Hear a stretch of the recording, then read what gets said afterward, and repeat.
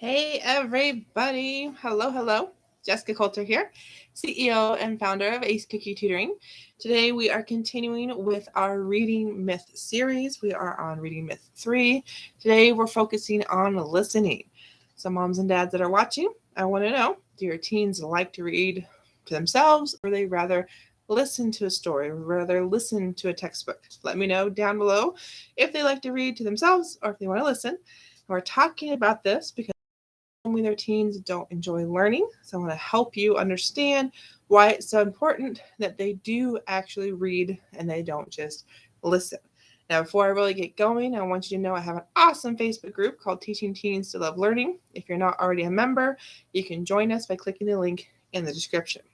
So, why is this a myth? Why is it so important for your teens to actually read? Well, I can tell you that if your teens only ever listen, whether it's you reading them a book, whether it's them listening to their audiobooks, whatever it might be, fun or school related, do know they are missing out on so many important details from that book, so many different skills that they'll only get if they actually read it themselves. The number one thing, spelling. How can you know how to spell a word if you don't ever actually see the word? So there are a lot of students that I see when I work with them as a substitute teacher, as a tutor, as a coach, that when we're reading a book together, they don't want to have the physical book in front of them. They just want to listen. And they don't want to keep track of which page number we're on, let alone what paragraph or even sentence we're on. And unfortunately, when they do that, they don't know where we are in the text. And like I said, they're not seeing the words. And so you can hear the way a word's pronounced. But if you don't know what that word actually looks like, how can you ever recognize it later on? So that is number one reason this is a myth, is that we've got to have students actually recognize the word. So what letters go where? How do we spell it? Okay, that's really, really important.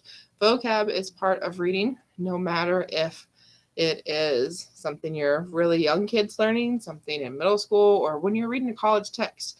Vocab is going to be a huge part of reading, and you're going to learn the definitions of those words by using context clues. And again, those context clues are easier to see, easier to find when actually looking at the book, whether it's a paper book, whether it's an online book.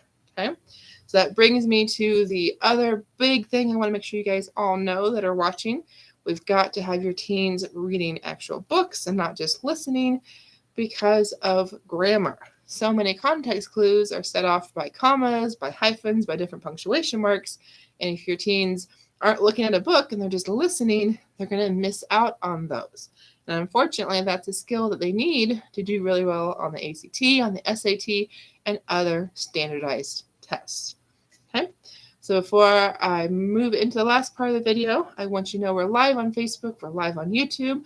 Make sure you're a follower on my Facebook business page, a subscriber on my YouTube channel, so you always catch these videos live. Because we've got 2 more reading myths coming up later this week, and I want to make sure you get to see those live. Okay, because it's more fun to interact in person as much as possible in real time. So, last thing to say about listening. I want you to know that your teens need listening skills. I totally agree with that. Active listening is a thing, it's an important thing.